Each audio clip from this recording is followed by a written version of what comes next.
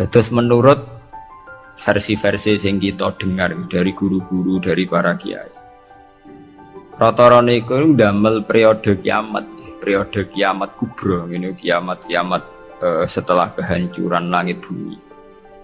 Niku wonten periode pertama. Ini ku trompetan pertama itu melahirkan guncangan, terus dados kiamat kubra. Terus kedua niku bahas. Ini ku sebagian kiai, sebagian ulama nafsiron yaumatar jufur rodifah, rojifah tasawuhan apa rodifah. Ulu bu yauma idin apa wajifah. Ini sami standar. Rata-rata ulama darani malaikat sing nyekel trompet utawi sing calon nyebut trompet malaikat Israfil. Karena kiamat itu sudah dekat, niku sampai ada yang mengatakan bahwa trompet malaikat Israfil itu sudah di mulut, jadi wis di mulut. Karena apa?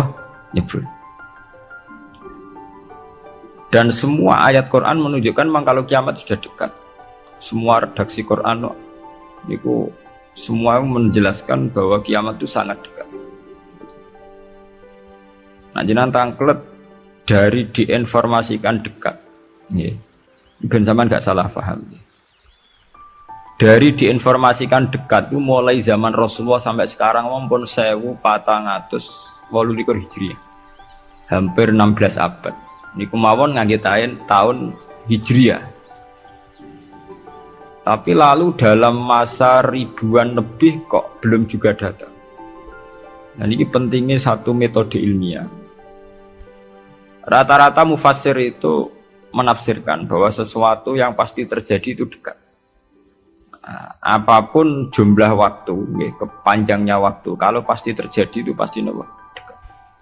Makanya dalam kitab-kitab kalau diterangkan ala inna sa'ata qarib bahwa kiamat itu dekat, mesti rata-rata mufassir mengatakan fa inna kulla atin qaribun, karena setiap yang akan datang pasti dihukumi apa?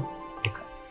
Kayak kita ini dengan kematian kita mungkin ada yang sampai umur 70 tahun, 60 tahun. Tapi karena kita ini pasti mati, itu seakan-akan asal eling mau nih grogi tenan. Eling tok niku napa? Grogi, karena kita yakin itu pasti napa? Terjadi gitu. Itu satu metode untuk menerangkan bahwa dekat itu karena mesti terjadi.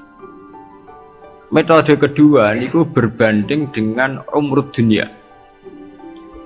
Umur dunia wingi kula maca teng Kompas, versi Kompas itu sekitar 3 miliar berapa dari bumi diciptakan sampai sekarang, kalau versi ilmuwan itu sekitar 3 miliar berapa. Nggih to, wong dinosaurus mawon sekian ratus juta.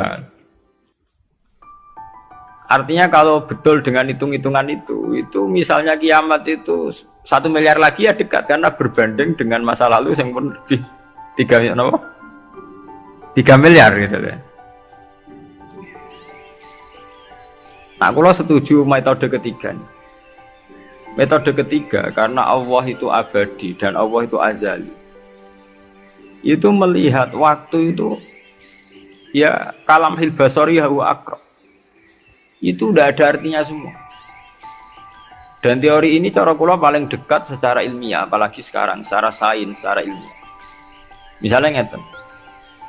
Cara semut kon mecah ndok, lu pikirane kok bisa mecah ndok lu nak bar grogoti 2 wulan lagi sono apa? Jah nak sing mbok kongkon semut. Tapi kanggo sampean, tak gites langsung napa? Pecah, ambil. Artinya manusia itu gak lepas dari ruangan. Artinya satu analisis yang dibatasi oleh keterbatasan manusia. Bumi kok ngene kok hancur ngenteni global warming, ngenteni pemanasan global, ngenteni macam-macam. Nak cairan Afrika meleleh, nak sistem bumi tata surya sudah hancur, sistem galaksi sudah. Iku acara manusia. Jadi dengan segala ilmiahnya manusia, bayangno kiamat tentu nunggu global warming, nunggu tata surya sing rusak galaksi. Ya bodoh cara semut kon mecah nondok. Iku kira-kira pikirane tak mulai ke pojok endi sing paling lemah, endi sing. Cara sampean mbok kites mulai kon diwe ya pecah. Ya bodoh. Kowe ngrubahno gedung sing nganggo beton, nganggo cor, nak manual ya tak palu kon ndi supaya rubah. Tapi nganggo bom atom, cek mbok dakok endi wae ngene apa? Hancur ya.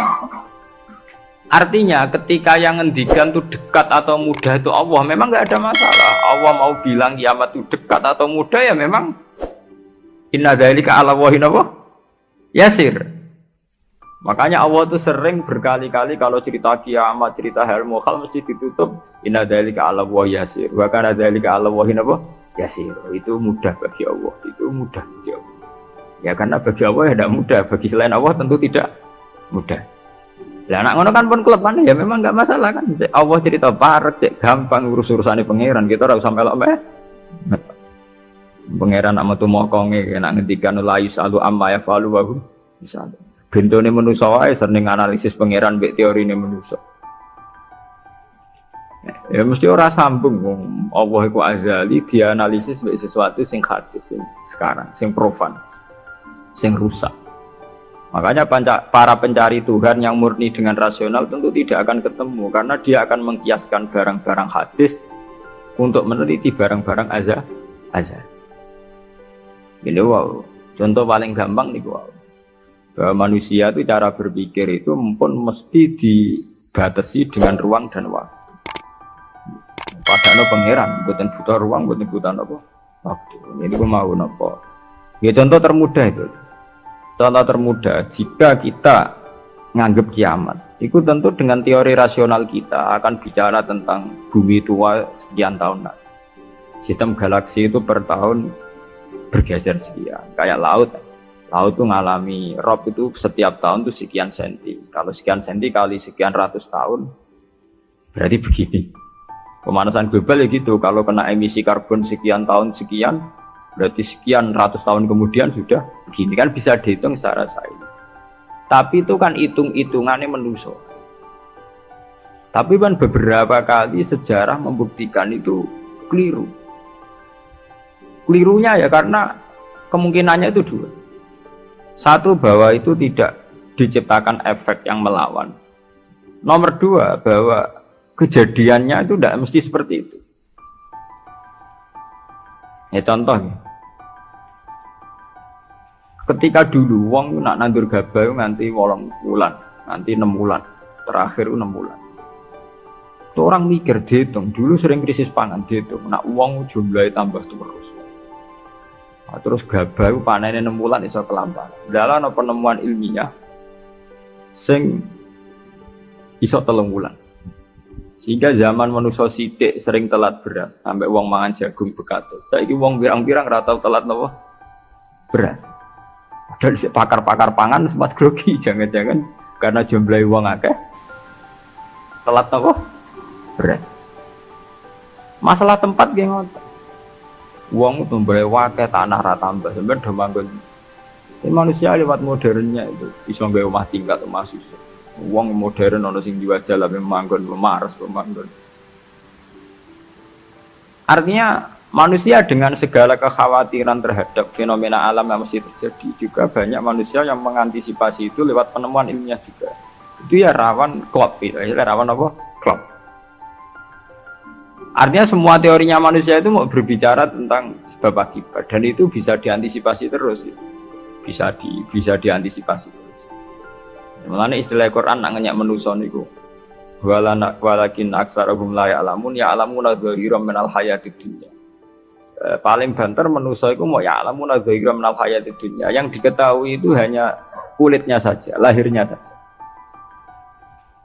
Gampangane dokter meriksa saiki lara pemah, mergo mangane ra tertib. Ya kan secara profesional dia pakai standar objektif kalau makannya tidak tertib lahir mah, sekarang ini namanya mah. Tapi bagi keluarga itu mungkin tertib piye, tertib butuh ekonomi tertib, penghasilan tertib kan. Tentu itu nggak dianggap masalah mah, masalah ekonomi. Orang dianggap masalah mah, tapi dianggap masalah apa? Ekonomi. Dan nanti bagi yang lain sing ahli saraf, ahli apa itu tidak murni dianggap masalah mah atau masalah telat makan, lebih ke psikologis. Bahwa saraf itu punya ketahanan sekian. Kalau secara psikologi tertekan, maka tingkat ketahanan pada penyakit hanya sekian. Jadi awal-awalnya karena pikiran saking sering kacau nih. Karena sering telat lah, nak kondisi sarafnya itu, kondisi psikologinya itu stabil, itu tingkat imunitas, tingkat kekebalan terhadap penyakit juga sekian. Artinya tidak pati riskan, nggak pati rawan kena apa? Penyakit. Itu kan sudah 3 versi. Ya sama nanti kejadiannya kiamatnya begitu.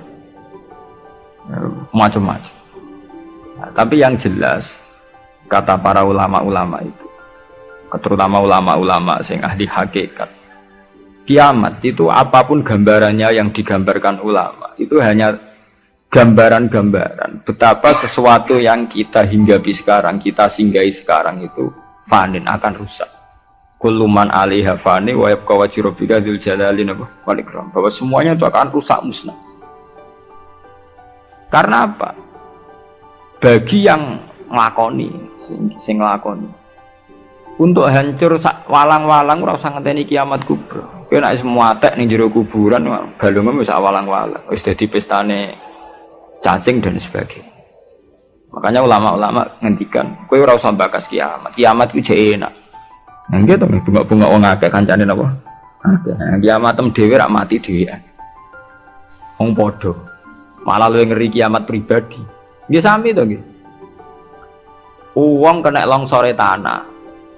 Nak cara sing dahsyat iku kaya nak bumi rubuh utawa bumi hancur sawangane dahsyat. Tapi bagi sing lakoni sami mawon. Sampeyan jajal lah wis tak pendem dhewean. Bae biasa-biasa ae cara sampean tetep bagi sing dipendem tetep ora biasa to. Tetep peristiwa besar. Sampean dipendem tiang. Cara sing mendem ya biasa ae, pancen wong duwe nyawa dipendem ya mati, tapi kanggo sing dipendem ya kejet-kejet tenan ya lara tenan. Artinya untuk menjadi kiamat itu udah harus nunggu kiamat kubro. Semua yang dialami oleh manusia, tragedi-tragedi itu tentu akan menjadi peristiwa besar, maha besar. Balik kok kelaparan sing mlebu ning TV ngenteni busung luapar wong Irian Jaya, wong Afrika, wong macam-macam.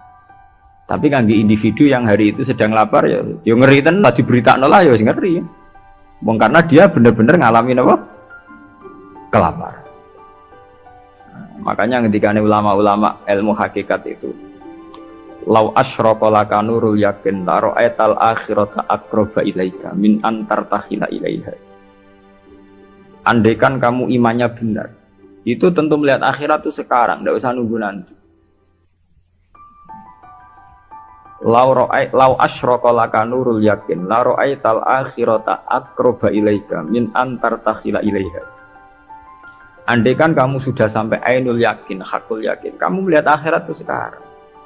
Tidak usah nanti-nanti nunggu mati atau nunggu ono ba'at, nunggu swarga napa? Neraka. Kenapa? Ya itu tadi. Bagi orang yang khosyahnya tinggi, orang-orang yang pada kelas iza zikrawah wajilat, akhirat itu sekarang. Sampai nanti ya akhirat, besok ya akhirat lagi, hari ketiga ya akhirat lagi. Sampai kita mati ya akhirat lagi, sekarang pun akhirat lagi. Maksudnya gimana? Bahwa paling kita takuti saat mati adalah masuk surga sebagai simbol ridho Allah dan masuk neraka sebagai simbol tubuh. Dan bagi orang yang sangat takwa, itu takut ya dimulai dari sekarang. Setiap detik kita takut jangan-jangan kita tidak dalam ridho Allah. Setiap detik kita takut jangan-jangan kita sedang dalam suhtu. Nah, ketakutan-ketakutan ini tentu menjadi kita sudah benar-benar kayak di akhirat. Artinya untuk trauma tentang neraka, untuk menikmati surga itu ya dimulai benar-benar sekarang. Artinya ning swarga sing tak goleki ya ridane Allah. Ning neraka sing tak wedeni ya sekarang juga kita juga begitu. Sekarang juga kita sing paling wedi ya mbek suhtu kok. Sing paling seneng ya mbek ridho. Nah, akhirat ngenteni mati ya akhirat yang bentuk. Ya akhirate kowe wedi pangeran ngenteni mati, nggo ning kuburan dhewean. Go ditangisi mudin ki saiki dhewean ning kuburan. Ora ana dulur, ora ana sanak. Lah apa zaman ning donya akeh wong terus bahagia, ana dulur mana tukaran. Ana bojo malah ge. Saiki kowe lara ning kuburan dhewean ora ana anak, mana ana anak geger malah mbek anak. Ya mudin ya ilmiah. Apa? Mudin itu kok menange dhewe ndek ning lakoni rutin. Kan apa nak dewean terus loro kan betul mesti itu. Ada kok anak bojo zaman dunia malah kadang anak bojo masalah. Itu artinya apa? Itu tadi. Kiamat itu ada, ba'ats itu ada. Kita nanti mati, nanti kita dihisab. Tapi seorang mukmin sejati tentu tidak akan menunggu hisab itu datang nanti. Mulai sekarang itu takut hisab. Makanya sampai Rasulullah ngendikan hasibu anfusakum qabla an tuhasabu. Kowe iku ngitung awakmu yo saiki, ngrasa awakmu mbok evaluasi terus, mbok hisab terus. Ya Allah, hari ini saya melakukan amal baik berapa, amal jelek saya berapa. Qabla an tuhasabu, sebelum benar-benar hisab itu nanti nyata. Audit dari Tuhan nanti belum. Makanya Rasulullah itu nganggap kiamat itu biasa mawon, sesuatu yang kecil yang biasa. Mati oleh Rasulullah dianggap biasa. Karena bagi orang yang takwa, tentu dalam hidup itu sendiri yang diperjuangkan gimana setiap detik, setiap hari ada evaluasi saya ini sedang dalam ridha Allah atau dalam suhtullah. Nah, orang yang sudah begini ini yang masuk innamal mu'minuna alladzina idza dzukira wa wajilat. Nah, aku ya ora wajilatem bayangno. Waduh, ketemu Allah ning kiamat amalku elek tok sok ben piye. Lah apa saiki ora ketemu pangeran jen biyen to. Ketemu pangeran ngenteni kiamat. Iku jenenge kalah innahum ar-rabbihim wa idza lamajubun jen bekicap uripe ubek napa? Jogeman utek ngene utek elek. Jogeman urip. Duh koyo apa menang-menang akhirat gak suwangu, mau ketemu pangeran. Wedi ngono ora usah ngentek esuk mpe. Ya saiki detik ini juga. Paham? Ana taklet. Niku rak makam sing dhuwur. Ora makam dhuwur-dhuwur, jan aturane kudu ngono. Iki aturan, ora senengane kok makom-makoman. NU nek kon nggih makom. Lho pancen begitu. Standar seorang mukmin innamal mukminun standare idza dzikra Allah wajilat qulubuhum. Ora ana innamal mukminuna sing papan atas terus papan menengah napa? Papan bawah. Nah, sendiri kenal wali dari makom dhuwur nak wong am makom ndek. Wis suwe nak wali dhuwur wong am ndek, tapi iku kewajiban. Subhanallahi wa bihamdihi adada khalqihi wa ridha nafsihi wa zinata 'arsyihi wa kalimati. Subhanallahi wa bihamdihi adada khalqihi wa ridha nafsihi wa zinata 'arsyihi wa kalimati.